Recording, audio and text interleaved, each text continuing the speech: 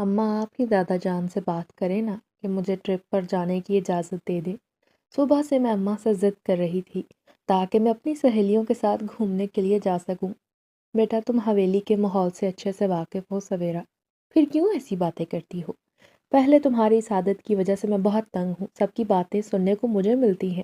حویلی میں کوئی لڑکی پڑھنے کے لیے کالج نہیں جاتی، مگر تم نے پھر بھی ضد کر کے کالج میں داخلہ لیا۔ اب روزانہ کی تمہاری نئی نئی فرمائشوں سے میں تنگ آ چکی ہوں بیٹا، میں اب مزید تمہاری فرمائش پوری نہیں کروں گی، جو بات کرنی ہے خود دادا جان سے کرو۔ اماں کی بات سن کر میں منہ بنا کر رہ گئی۔ اماں آپ بھی نہ، کبھی آپ نے جو میری خوشی پر توجہ دی ہو، بس ہر وقت آپ کو گھر والوں کی پڑی رہتی ہے۔ میری ناراضگی دیکھ کر ان کے ہاتھ پیر پھول گئے تھے۔ سویرا بیٹا، بات کو سمجھنے کی کوشش کیا کرو، تم اس حویلی میں نہیں آئی ہو کیا؟ تمہیں نہیں پتا یہاں کے دستور روایات کیا ہیں؟ حویلی کی لڑکیوں کو تو غیر خاندان میں شادی پر جانے کی اجازت بھی نہیں، اور تم اتنی دور ٹرپ پر جانے کی بات کر رہی ہو، اور وہ بھی 2 دن کے لیے۔ تمہارے دادا کبھی نہیں مانیں گے بیٹا۔ اب میں اپنے کمرے میں آ گئی تھی، کمرے میں ٹہلتی جا رہی تھی۔ اب ایسا کیا کروں کہ دادا جان مان جائیں؟ آدھی رات بیت گئی تھی، سبھی لوگ سو چکے تھے، نیند میری آنکھوں سے کوسوں دور تھی۔ تبھی عمیر کا فون آ گیا۔ اس کا نمبر دیکھ کر میری آنکھیں خوشی سے چمکنے لگی تھیں۔ کیسے ہو تم؟ میں نے پوچھا۔ میں ٹھیک ہوں، تم بتاؤ، کیا ملنے کا کوئی پلان بنا؟ اس کی بات پر میرا منہ بن گیا تھا۔ ارے کہاں عمیر، گھر والے تو مجھے باہر رکھنے کی اجازت دیں گے نا؟ تبھی تو، ورنہ تو مجھے حویلی میں قید کر کے رکھا گیا ہے۔ ہمیشہ کی طرح میری اپنی تقاریر شروع ہو چکی تھی۔ وہ بھی بیزار ہو گیا۔ یار میں نے آج تک تمہیں دیکھا تک نہیں، تمہیں دیکھنا چاہتا ہوں، ملنا چاہتا ہوں کیونکہ تم سے محبت کرتا ہوں، مگر تم ہو کہ مجھے تڑپاتی ہو۔ میرے جذبات کا، میرے احساسات کی تمہیں کوئی پرواہ ہی نہیں۔ ہمیشہ اس کی ایسی باتوں کو سن کر میں پگھل جاتی تھی۔ ابھی بھی میرا دل پسیجنے لگا تھا۔ تم بھی بتاؤ کیسے دادا ابو کو مناؤں؟ تب وہ کہنے لگا، میں ایک کام کرتا ہوں، اپنے دوست سے مشورہ کرتا ہوں، وہ ایک عامل ہے، عملیات کرتا ہے، لوگوں کے مسئلے مسائل کو حل کرتا ہے۔ میں پوچھتا ہوں اس سے کوئی ایسا وظیفہ جو پڑھنے سے تمہارے دادا جان تمہاری بات مان جائیں گے۔ مجھے ان باتوں پر یقین نہیں تھا، تبھی اس کی بات سن کر میں حیران رہ گئی۔ تم پیروں فقیروں پر یقین رکھتے ہو اور ان باتوں کو مانتے ہو؟ مگر وہ میری بات سننے سے پہلے ہی فون بند کر گیا تھا۔ میں ذرا تھوڑی دیر تک تمہیں دوبارہ کال کروں گا، فی الحال اپنے دوست سے مشورہ کر لوں۔ اور ٹھیک 15 منٹ کے بعد اس کی کال آ گئی۔ اس نے مجھے ایک عمل بتایا تھا۔ یہ عمل تم نے چھت پر جا کر ننگے سر پڑھنا ہے۔ تمہارے چہرے کا رخ مغرب کی طرف ہونا چاہیے، اور بنا کسی سے بات کیے تم اپنے دادا جان پر وہ عمل پڑھ کے پھونک دو گی، اور اس کے بعد اپنے کمرے میں جا کر سکون سے سو جانا۔ جب تم صبح دادا جان سے اس بارے میں بات کرو گی نا، تو وہ تمہاری بات مان لیں گے۔ میں حیران ہوئی کہ ایسا کیسے ہو سکتا ہے۔ عمیر نے کہا، دیکھ لینا یہ عمل کام کرے گا، ایک بار آزما کر تو دیکھو۔ پھر کیا تھا، اسی وقت میں چھت پر گئی، اس کی ہدایت کے مطابق مغرب کی طرف چہرہ کیا، دوپٹہ کندھے پر جھول رہا تھا، بال کھلے ہوئے تھے، آنکھیں بند کیے میں وہ عمل پڑھ رہی تھی کہ اچانک مجھے اپنے آس پاس کسی کی موجودگی کا احساس ہوا، جیسے کوئی ہوا کی طرح میرے آس پاس سرسرا رہا ہے۔ میں نے ڈر کر آنکھیں کھول دیں، پلٹ کر دیکھا کوئی بھی نہ تھا، مگر پھر بھی مجھے کسی کی موجودگی کا احساس ہو رہا تھا۔ میں نے آنکھیں بند کر کے جلدی جلدی عمل پڑھنا شروع کر دیا۔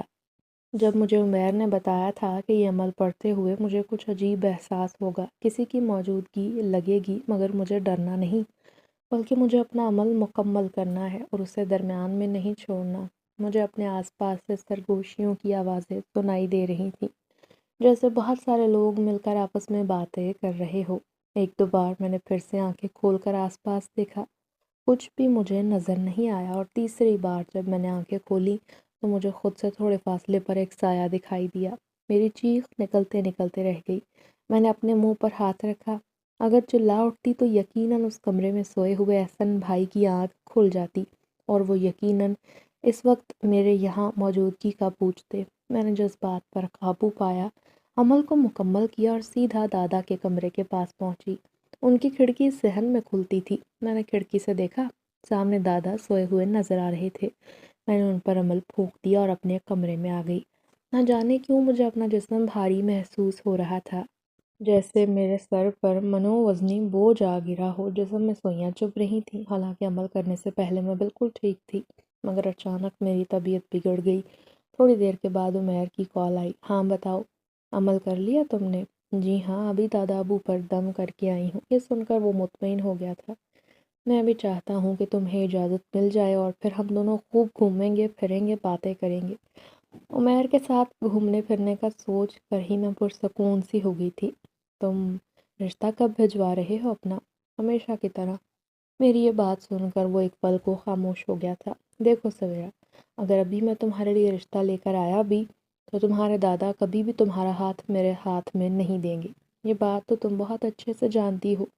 وہ تو اپنے خاندان کے لوگوں کو ہی پہلی ترجیح دیں گے، چاہے ان کے خاندان کا لڑکا کیسا بھی ہو، چاہے وہ کتنا ہی گیا گزرا ہو، تعلیم یافتہ نہ ہو، کچھ کماتا نہ ہو، بس اس میں یہ خوبی ہونی چاہیے کہ وہ تمہارے خاندان کا ہو، اور یہی چیز تمہارے دادا کو چاہیے۔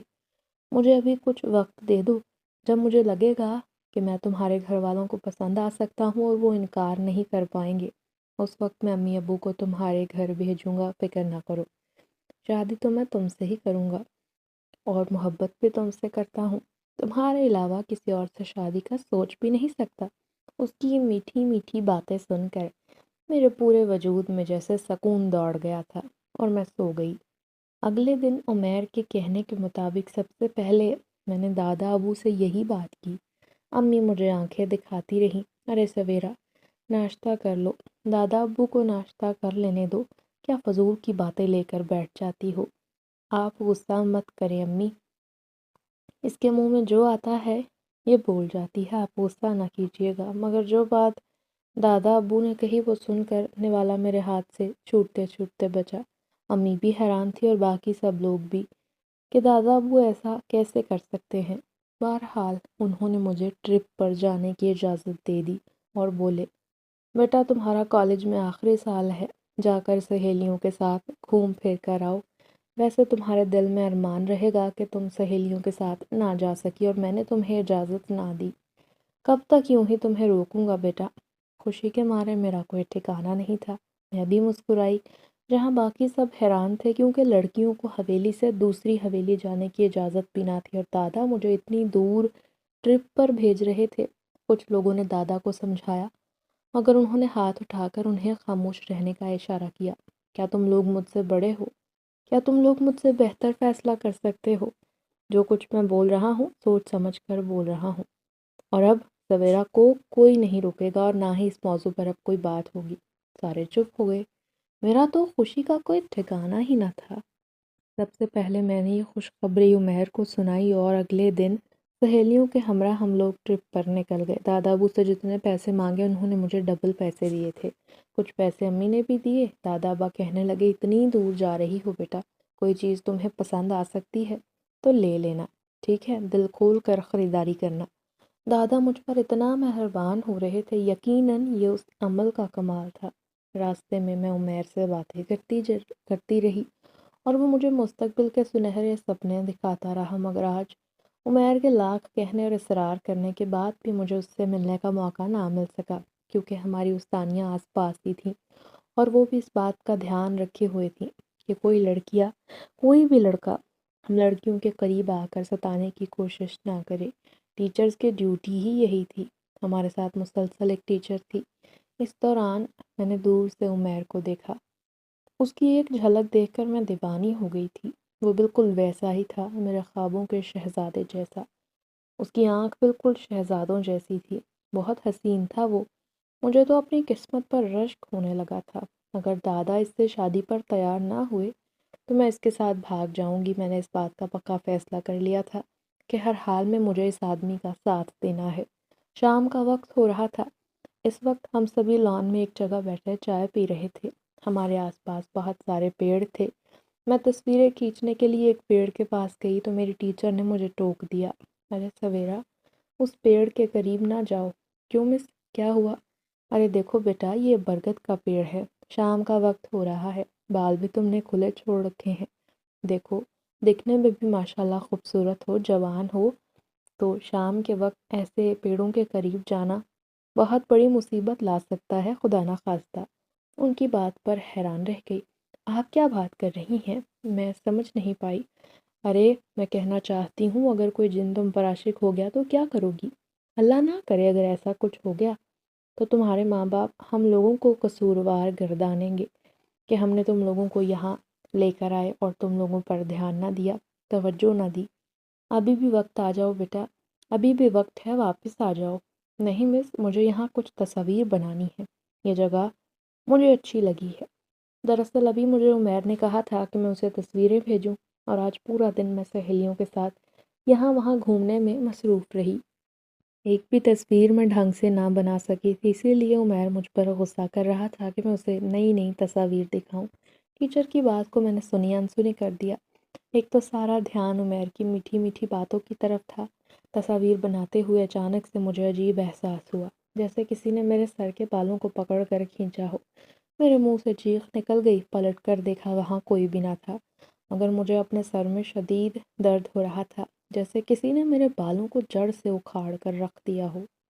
میں نے اپنے سر پر ہاتھ رکھتے ہوئے دوبارہ سے سیلفیاں بنانی شروع کی، جب اب کی بار کسی نے زور سے میرے چہرے پر تھپڑ مارا، اور وہ اتنا زوردار تھا کہ میں زمین پر گر گئی۔ مگر جب پیچھے دیکھا تو وہاں کوئی بھی نہ تھا۔ اب مجھے شدید خوف کا احساس ہوا، میرا پورا وجود کانپ رہا تھا۔ میں نے دوبارہ سہیلیوں کو دیکھا، کسی کا دھیان میری طرف نہیں تھا، وہ سب آپس میں لگی ہوئی تھیں۔ میں ان کے قریب گئی، بار بار پلٹ کر پیچھے دیکھتی رہی۔ ارے کیا ہو گیا ہے تمہیں سویرا؟ بار بار مڑ کر کیوں دیکھ رہی ہو؟ کچھ نہیں، بس یوں ہی وہم ہو گیا۔ میں نے انہیں ٹال دیا تھا، انہیں ہرگز نہ بتایا کہ میرے ساتھ کیا ہوا ہے، ورنہ ان میں سے کوئی بھی میری بات کا یقین نہ کرتی اور یقیناً سب میرا مذاق ہی اڑاتی۔ سر کا درد تھا جو کم ہونے میں نہیں آ رہا تھا۔ بہت دیر گزر گئی تھی، ہم لوگ کمروں میں آ گئے تھے۔ سہیلیاں اپنی اپنی باتوں میں مگن تھی اور میں اپنی سوچوں میں۔ تبھی میں نے موبائل نکالا کہ عمیر کو تصویریں بھیجوں۔ ارے یہ کیا، میرے موبائل کی اسکرین کیسے آف ہو گئی؟ میں نے اسے چارجنگ پر بھی لگایا، مگر موبائل آن نہیں ہو رہا تھا، حالانکہ ابھی تو موبائل بالکل ٹھیک تھا۔ اچانک سے کیا ہو گیا؟ جو پیسے لے کر آئی تھی کچھ تو میں نے خریداری میں اڑا دی اور کچھ کھانے پینے کے لیے رکھے تھے۔ اب موبائل ٹھیک کروانے پر تو اچھا خاصا خرچہ آئے گا۔ میں نے بھی سبھی سہیلیوں سے پوچھا، مگر اس وقت انہوں نے میری مدد کرنے سے انکار کر دیا۔ ارے سویرا، تم نے تصویریں ہی تو بنانی ہے، ہمارے موبائل میں بنا لینا۔ ایسی کون سی ہے جو تم نے ابھی موبائل ٹھیک کروانا ہے؟ گھر جا کے کروا لینا۔ ارے یار، اگر گھر سے کال آ گئی امی کی یا دادا کی تو وہ پریشان ہوں گے۔ چلو تم میرے موبائل میں سم ڈال لو۔ میں نے ثنا کے موبائل میں سم ڈالی اور وہیں سے امی سے بات چیت کر کے انہیں فون کے بارے میں بتا دیا تھا، مگر لاکھ بے تکلفی اور چاہنے کے باوجود میں ثنا کو عمیر کے بارے میں نہ بتا سکی، کیونکہ وہ ہمارے دور کے رشتہ دار تھے۔ ان کا ہمارے گھر آنا جانا بہت کم تھا، ان کے اور ہمارے ماحول میں بہت فرق بھی تھا، مگر پھر بھی میں اپنی ذاتی کوئی بات اسے نہ بتاتی تھی، کیونکہ اماں نے مجھے سختی سے منع کیا ہوا تھا کہ حویلی کی کوئی بات ثنا کے سامنے نہیں کرنی۔ اس کی ماں باتیں بنانے میں بہت ماہر ہے، اگر یہ بات میں اسے بتا دیتی کہ میں کسی لڑکے کو پسند کرتی ہوں، تب تو یہ بات یقیناً میرے گھر تک پہنچ جاتی اور پھر حویلی والے میرا جینا حرام کر دیتے، بلکہ دادا ابا تو مجھے جان سے مار دیتے۔ یہ خوف سن کر میں نے تو جھرجھری لے لی تھی، اسی لیے اماں کو اطلاع دینے کے بعد سم نکال لی۔ ڈر تھا کہ اگر عمیر کی کال آ گئی تو کیا ہوگا، وہ تو میرے لیے ویسے ہی بہت سرفراز اور دیوانہ تھا۔ میری ذرا سی لاپرواہی، تھوڑی سی دوری اسے بری طرح بے چین کر دیا کرتی۔ میں کسی مچھلی کی طرح تڑپے جا رہی تھی۔ کیا کچھ نہیں سوچا تھا میں نے، اور کیا ہو گیا تھا؟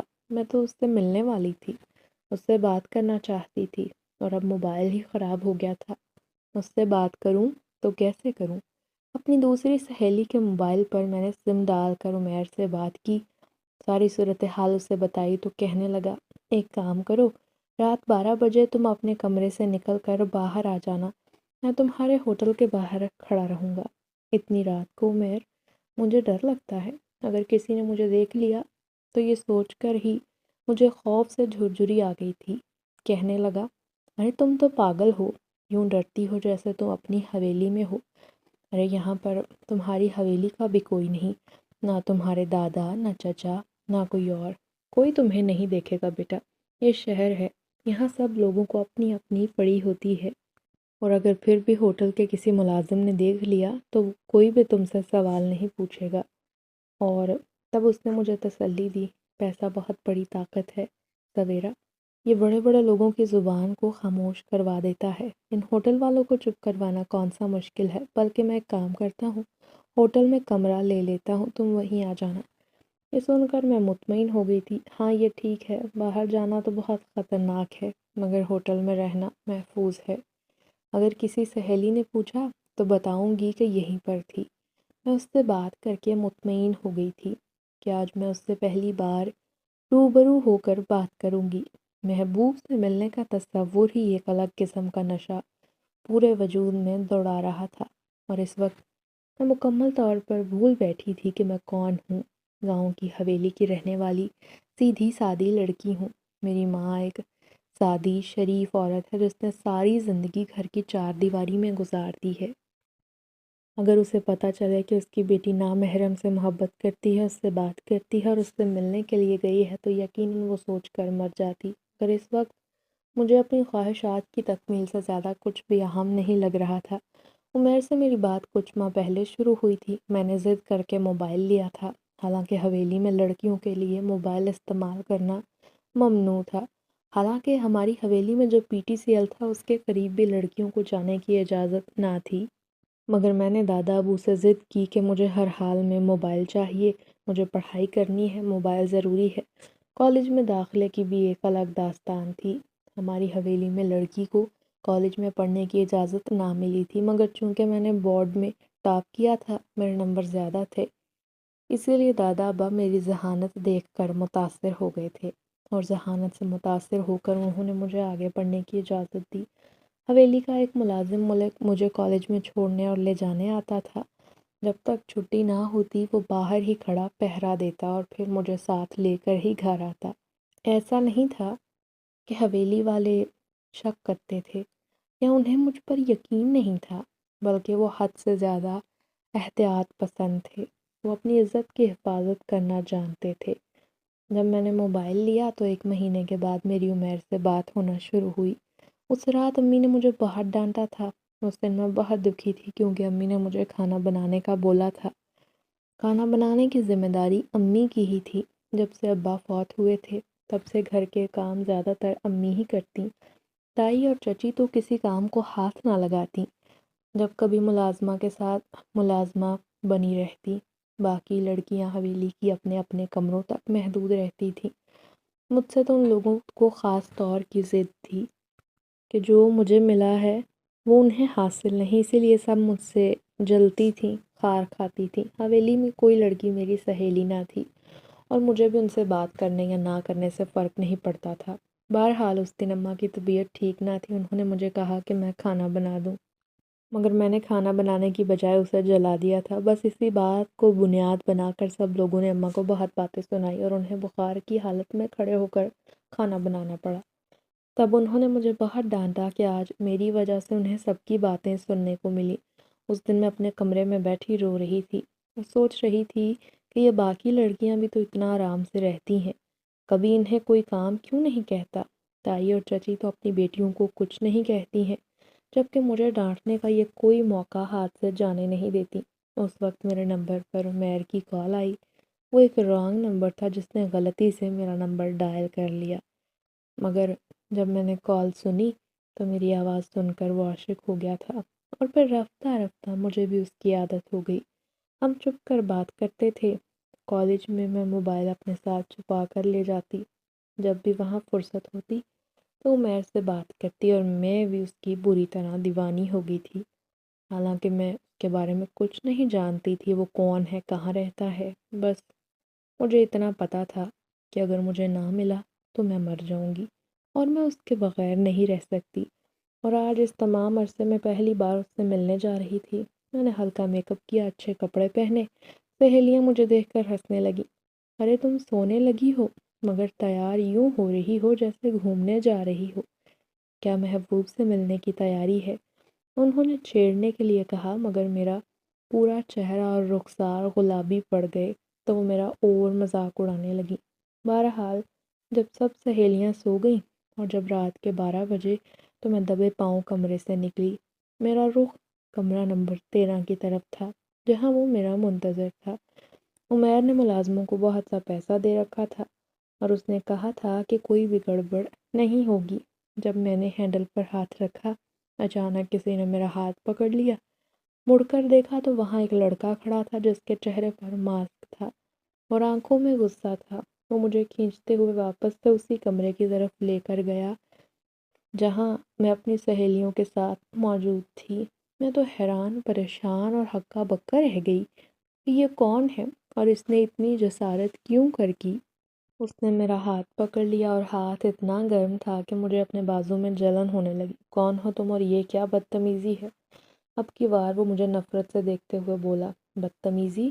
وہ ہے جو میں کر رہا ہوں یا پھر وہ ہے جو تم کرنے والی ہو؟ میں حیران ہوئی کہ یہ آدمی کون ہے اور یہ عمیر کے بارے میں کیا جانتا ہے۔ میں اپنی کمزوری اس کے ہاتھ نہیں دینا چاہتی تھی، ویسے بھی اس اجنبی سے مجھے ڈرنے کی کیا ضرورت تھی؟ میں نے کچھ غلط نہیں کیا اور نہ ہی کرنے جا رہی ہوں۔ وہ طنزیہ انداز میں ہنسا، تمہارا کوئی غلط ارادہ نہیں ہوگا مگر اس کا ارادہ غلط ضرور ہے، اور اگر آج تم کمرے میں چلی گئی تو تم کسی کے سامنے سر اٹھا کر نہیں چل سکو گی۔ واپس جاؤ اپنے کمرے میں، ورنہ ابھی میں تمہارے دادا کو فون کر کے تمہارے بارے میں بتاؤں گا اور انہیں کہوں گا اسے اپنے ساتھ یہاں سے لے کر جاؤ۔ میں کانپنے لگی، تم میرے دادا کو کیسے جانتے ہو بھائی؟ مجھے تمہارے دادا نے ہی یہاں بھیجا تھا، میں ان کا خاص ملازم ہوں اور انہوں نے تاکید کی تھی کہ تمہارا دھیان رکھوں۔ اب اگر تم اس لڑکے کے پاس گئی یا تم نے اس سے بات کرنے کی کوشش کی تو یاد رکھنا مجھ سے برا کوئی نہ ہوگا اور میں دیکھ لوں گا پھر۔ میرا پورا چہرہ پیلا پڑ گیا، خوف کے مارے میرا دم نکلتا جا رہا تھا۔ اس نے میری حالت دیکھ کر جیسے تھوڑا رحم کھایا، ارے نہیں بتاؤں گا کسی کو کچھ، لیکن اگر تم نے دوبارہ ایسی حرکت کی تو اسی وقت تمہارے دادا کو اطلاع کر دوں گا، اور اس کے بعد تم جانتی ہو کیا ہوگا۔ تم ان کی طبیعت سے واقف ہو، وہ تمہاری جان لینے میں دیر نہیں لگائیں گے۔ میں بری طرح سے رونے لگی، یا اللہ میری مدد کر، اب میں کیا کروں؟ میں جانتی تھی کہ عمیر کی حالت بھی مجھ سے الگ نہیں ہوگی، وہ بھی میرے لیے تڑپ رہا ہوگا، مگر کیا کروں؟ اب درمیان میں یہ لڑکا ٹپک پڑا تھا۔ پوری رات مجھے عجیب سا احساس ہوتا رہا جیسے کوئی میرے پاس ہے۔ آنکھیں کھول کر میں اٹھ کر بیٹھ جاتی۔ پوری رات بیدار رہنے میں گزری اور پھر باقی کے دن بھی یوں ہی گزر گئے۔ نہ میں عمیر سے بات کر سکی، نہ مل سکی، اور پھر اپنے گھر واپس آ گئی۔ اماں نے مجھے دیکھا تو گلے سے لگا لیا، تم اتنے دن تک گھر نہیں تھی تو پورا گھر سنسان ویران لگ رہا تھا بیٹا، آج تم آ گئی ہو نا تو رونق بھی آ گئی ہے۔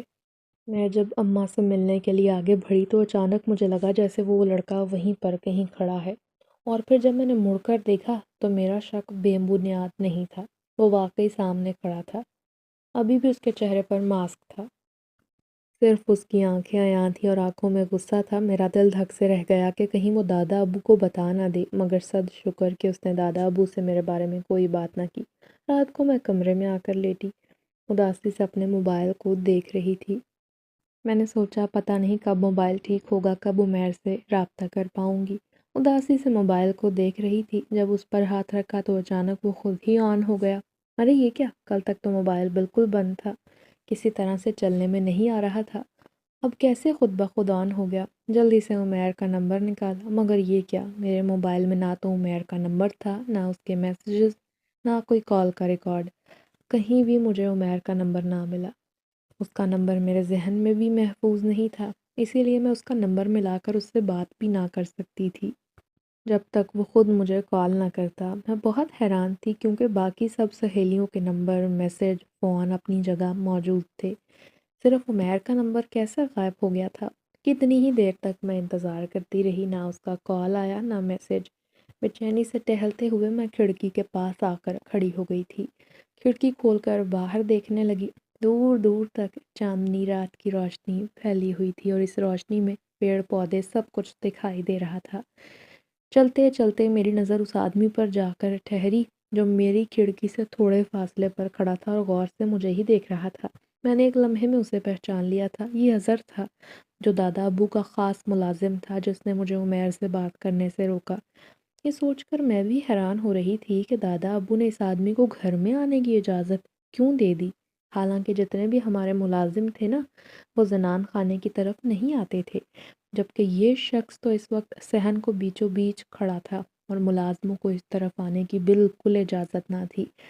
میں نے کھڑکی بند کرنی چاہی مگر جب اس کی آواز میرے کانوں سے ٹکرائی تو اگر اللہ گناہ کی توفیق چھین لے تو یہ انسان پر بہت بڑی کرم نوازی ہوتی ہے۔ اگر راستہ بھٹکتا ہوا انسان واپس آ جائے تو اسے چاہیے اللہ کی طرف رجوع کر لے اور گناہوں کی معافی مانگ لے، کیونکہ یہ اللہ کا کرم ہے جو انسان کو برے راستے سے بچاتا ہے۔ اس کی باتیں میرے دل پر اثر کرنے لگیں، میری آنکھوں سے آنسو بہنے لگے۔ مانا کہ میں عمیر سے سچی محبت کرتی تھی مگر میرے دل میں اس کے لیے نہ غلط خیال تھا نہ غلط جذبات، بلکہ میں تو اس سے شادی کر کے زندگی گزارنا چاہتی تھی۔ مگر پھر بھی جب تک نکاح نہ ہو جاتا تب تک وہ نامحرم تھا اور اس سے بات کرنا تو غلط ہے۔ پھر میں نے غسل کیا، وضو کرنے کے بعد اللہ کے سامنے رو پڑی، یا اللہ، مجھ سے انجانے میں جتنی خطائیں ہوئی ہیں، جتنے گناہ ہوئے ہیں، مجھے معاف کر دے۔ کتنی ہی دیر تک میں روتی رہی۔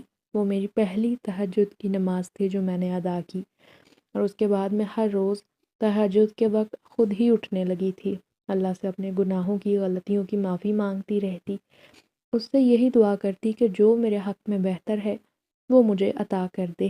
میرے بے قرار دل کو سکون ملنے لگا تھا۔ مجھے ابھی بھی عمیر کی یاد آتی تھی مگر اس سے بات کرنے کے لیے میں بے قرار نہ ہوتی۔ حیرت اس بات پر تھی کہ اس نے اب تک مجھے کال نہ کی تھی، نہ کوئی میسج آیا تھا۔ اب تو میرے امتحان ہونے والے تھے، میرا کالج کا سلسلہ ختم ہو جانا تھا۔ اس کے بعد اچانک مجھے دادا ابا یونیورسٹی میں ایڈمیشن لینے کی اجازت دیتے یا نہیں، میں اس بارے میں جب بھی سوچتی تو ٹھنڈی سانس بھر کے رہ جاتی۔ مجھے لگتا کہ عمیر مجھ سے ناراض ہو گیا ہے کیونکہ اس دن اس نے مجھے اپنے کمرے میں آنے کو بولا تھا اور اظہر کی وجہ سے میں اس سے ملنے کے لیے نہ جا سکی تھی۔ شاید اسی وجہ سے اس نے مجھ سے بات کرنا چھوڑ دیا۔ اب اظہر مجھے گھر میں ہر جگہ دکھائی دینے لگا تھا، اور تو اور زنان خانے میں بھی جب میں اسے دیکھتی تو میں گھبرا جاتی اور سٹ پٹا جاتی، کیونکہ ہماری حویلی کا ماحول ایسا کبھی بھی نہ تھا۔ لڑکیاں کسی ملازم کے سامنے یوں ہی ننگے سر آرام سے بیٹھی رہیں۔ اس دن ہم سبھی لڑکیاں حویلی کے لاؤنج میں تھی، دادا ابا بھی ہمارے ساتھ براجمان تھے۔ میں ان لوگوں میں موجود ہوتے ہوئے بھی وہاں نہ تھی۔ میں اپنے اور عمیر کے مستقبل کے بارے میں سوچ رہی تھی جب میری نظر اظہر پر ٹھہری۔ وہ مجھے ہی ٹکٹکی باندھے دیکھ رہا تھا۔ میں نے اپنی کزن کو دیکھا جو بالکل نارمل انداز میں بیٹھی تھی، سر پر دوپٹہ نہیں تھا، ہنسی مذاق کر رہی تھی۔ مجھے یہ سب دیکھ کر بہت عجیب لگا کہ ایک نامحرم کی موجودگی میں تم لوگ کیسے اتنا ہنس سکتے ہو، اور دادا ابو آپ تو ہم لوگوں پر اتنی سختی کرتے ہیں مگر اب اس ملازم کی موجودگی میں آپ نے نوٹس نہیں لیا؟ کسی ملازم کو اندر آنے کی اجازت نہیں تو پھر اسے کیوں ہے؟ غصے میں میرے منہ میں جو آ رہا تھا میں بولتی جا رہی تھی۔ سبھی حیرت بھری نظروں سے مجھے دیکھ رہے تھے۔ میری کزن کے چہرے کے تاثرات سے یوں لگ رہا تھا جیسے وہ بامشکل اپنی ہنسی روک رہی ہو، اور پھر سبھی ہنس ہنس کر لوٹ پوٹ ہونے لگی۔ دادا مسکرا رہے تھے، امی مجھے آنکھیں دکھا رہی تھی، سبھی میری طرف اشارہ کر کے ہنس رہے تھے۔ ارے کتابیں پڑھ کے یہ پاگل ہو گئی ہے، اچھا کیا دادا ابو جو آپ نے ہمیں مزید پڑھنے کی اجازت نہیں دی، ورنہ ہمیں بھی وہ سب نظر آنے لگتا جو موجود ہی نہیں۔ امی نے مجھے بازو سے پکڑا اور کچن میں لے گئی۔ کیا بک رہی تھی تم؟ ہوش میں رہ کر بات کیا کرو، جانتی نہیں اپنے دادا ابو کو اگر کسی بات پر غصہ آئے گا تو بالوں سے پکڑ کر باہر نکال دیں گے۔ امی نے مجھے کہا، کیا غلط بولا؟ یہی تو بولا ہے کہ وہ ملازم صحیح مگر ہے تو نہ محرم۔ دادا ابا نے اسے کیوں گھر میں گھسایا ہے؟ اسے باہر کیوں نہیں نکالتے؟ امی نے اپنا ماتھا پیٹ لیا۔ ارے سویرا کس کی بات کر رہی ہو؟ کون ملازم؟ کون سا نامحرم؟ تمہارے دادا نے کسے حویلی میں گھسایا ہے جبکہ سب ملازم تو باہر رہتے ہیں؟ کیا تم پاگل ہو گئی ہو؟ امی اب مجھے یوں دیکھ رہی تھی جیسے میں واقعی پاگل ہوں۔ مجھے لگتا ہے کہ تم سچ میں پاگل ہو گئی ہو یا پھر مجھے پاگل کر دو گی۔ وہاں کوئی لڑکا نہیں تھا، تمہارے ذہن میں جو فطور ہے اسے نکال دو۔ میں تو حیران ہو گئی کہ یہ سب کیا ہو رہا ہے۔ تبھی وہاں اظہر آ گیا امی کے سامنے۔ وہ میرے نزدیک قریب آ کر کھڑا تھا اور امی اسے نظر انداز کر کے کھانا بنانے میں مگن ہو گئی۔ کبھی میں اظہر کو دیکھتی تو کبھی اپنی ماں کو۔ ہماری حویلی کا ماحول تو کبھی بھی ایسا نہیں تھا۔ تبھی اظہر کی بات نے مجھے خوفزدہ کر دیا اور بولا، میں صرف آپ کو دکھائی دیتا ہوں، حویلی میں کسی اور کو نہیں۔ دوبارہ اگر آپ نے اس طرح کی بات کی تو آپ اپنا ہی مذاق بنوائیں گی۔ یہ کہہ کر وہ وہاں سے چلا گیا اور امی کو یوں لگ رہا تھا کہ واقعی وہاں کوئی بھی موجود نہیں۔ تو کیا اظہر نے جو کہا تھا وہ سچ تھا؟ وہ صرف مجھے نظر آ رہا ہے مگر آخر اس کی وجہ کیا ہے؟ آخر وہ کون تھا اور اس کے پیچھے کیا راز تھا؟ اس رات میں کھڑکی کے قریب کھڑی یہی سب کچھ سوچ رہی تھی جب میرے قدموں تلے زمین نکل گئی کہ اثر مجھے ہی کیوں دکھائی دے رہا ہے۔ میں بے یقینی سے ہاتھوں کی لکیروں کو دیکھنے لگی، پھر ہمت کر کے میں نے سرگوشی میں کہا، تم ایک ملازم نہیں ہو یہ تو صاف ظاہر ہے، مگر تم کون ہو اور یہاں کیوں؟ مجھے کیوں نظر آتے ہو؟ اس کے چہرے پر اداس مسکراہٹ پھیل گئی۔ وہ بولا، میرے بارے میں جان کر تمہارے خوف میں اضافہ ہی ہوگا سویرا، مگر اب چونکہ تم نے پوچھ ہی لیا ہے تو سن لو، میرا تعلق اس دنیا سے نہیں جیسے تم محسوس کر سکتی ہو۔ میں وہ ہوں جسے تمہاری انسانی زبان میں جن کہا جاتا ہے۔ میں نے زور سے اپنے ہونٹوں پر ہاتھ رکھا کہ چیخ نہ نکل جائے۔ پورا بدن پسینے میں ڈوب گیا اور خوف سے ٹانگیں کانپنے لگی کہ میں ایک مفوق الفطرت ہستی سے بات چیت کر رہی ہوں۔ اس نے میرے خوف کو محسوس کیا اور مزید ایک قدم پیچھے ہٹ گیا۔ گھبراؤ مت سویرا، میرا مقصد تمہیں ڈرانا یا نقصان پہنچانا نہیں۔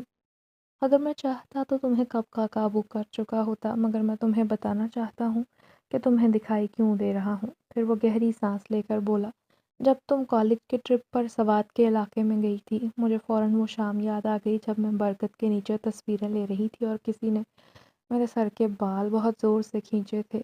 میں وہیں اس قدیم برگد کے پاس تھا، میں وہیں موجود تھا جب نظر تم پر پڑی۔ تمہاری سادگی اور معصومیت نے مجھے مسحور کر دیا۔ میں نے تمہارے بارے میں جاننے کی کوشش کی، تمہاری نیت صاف تھی، مگر تمہاری ذات پر پڑنے والے خطرات کو میں دیکھ سکتا تھا۔ تمہیں یاد ہے میں نے تمہیں وہاں سے ڈرا کر بھگا دیا اور تمہیں خبردار کیا کہ اس جگہ مت رکو کیونکہ وہاں تم سے زیادہ طاقتور اور شرارتی قوتیں موجود تھیں جو تمہیں اپنے جال میں پھنسا سکتی تھیں۔ اور عمیر، کیا وہ بھی تم جانتے ہو؟ اظہر کی آواز میں غصہ تھا۔ عمیر تمہاری زندگی کا بہت بڑا فریب ہے، وہ تمہارے دادا کا پرانا اور جانی دشمن ہے۔ اس کا واحد مقصد تمہارے ساتھ غلط کام کر کے تمہارے خاندان کی عزت کو سرے عام نیلام کرنا تھا۔ وہ تم سے محبت نہیں کرتا تھا، وہ تمہیں صرف اپنے خاندان سے بدلہ لینے کا ذریعہ سمجھتا تھا۔ یہ الفاظ میرے کانوں میں سیسا بن کر اترے اور میری روح میں بھی درد ہونے لگا۔ کیا میں اتنی احمق تھی کہ میں نے ایسے شخص کے لیے اپنے گھر، اپنے اصولوں اور خاندان کو داؤ پر لگایا جو ہمیں تباہ کرنا چاہتا تھا؟ اظہر نے مزید وضاحت کی، جو وظیفہ اس نے تمہیں بتایا تھا وہ کسی نیک عمل کا حصہ نہیں تھا بلکہ ایک شیطانی عمل تھا جس کا مقصد تمہارے خاندان کے سب سے مضبوط ستون یعنی تمہارے دادا کے دل و دماغ پر قابو پانا تھا تاکہ وہ ہر بات تمہاری مان لیں اور تم آسانی سے اس کے پاس پہنچ جاؤ۔ جب تم نے وہ عمل پڑھا اس وقت میری طاقت تمہارے ساتھ تھی، میں نے اس عمل کی شیطانی طاقت کو کمزور کر دیا اور تمہاری نیت کو صرف گھومنے پھرنے کی حد تک قبول ہونے دیا۔ میں نے ہی راتوں رات تمہارے موبائل سے اس کا نمبر مٹایا اور سارے ریکارڈ غائب کیے تاکہ تمہارا اس سے رابطہ ختم ہو جائے۔ میں جانتا تھا تمہیں اس کے ساتھ نہیں ہونا چاہیے۔ جب تم ہوٹل میں جانے والی تھی میں نے ہی تمہارے دادا جان کے ملازم اظہر کا روپ دھارا تھا اور تمہیں روکا تھا۔ میں نے تمہاری حفاظت کی، یہ میری محبت کا تحفہ تھا جو حفاظت کی صورت میں نے تمہیں دیا تاکہ تم ایک عظیم گناہ اور شرمندگی سے محفوظ رہو۔ میں نے وہ سخت الفاظ اس لیے کہے تاکہ تم ڈر کر اپنے کمرے میں چلی جاؤ۔ اظہر کی باتیں سن کر میرے دل پر لگا زنگ صاف ہو گیا، میں شدت سے رو پڑی۔ یہ آنسو ندامت سے بڑھ کر شکر گزاری کے تھے۔ تم نے میری زندگی بچا لی اظہر، میں نے ہچکیاں لیتے ہوئے کہا۔ میں کتنی غلط تھی۔ اس نے میری طرف دیکھا۔ میری تقدیر میں سچی محبت نہ لکھی تھی سویرا، میں صرف تمہاری حفاظت کے لیے بھیجا گیا ایک ذریعہ تھا۔ میرا کام ختم ہو گیا ہے۔ اب چونکہ تم صحیح راستے پر آ چکی ہو اور اللہ کی طرف رجوع کر چکی ہو، میرے لیے یہی کافی ہے۔ وہ دھیرے دھیرے اپنے قدم پیچھے ہٹانے لگا۔ خوب پڑھو، دل لگا کر تعلیم حاصل کرو، خاندان کی عزت کرو اور اللہ کی دی ہوئی نعمتوں کا شکر کرو۔ میں مزید تمہاری دنیا میں نہیں رہ سکتا۔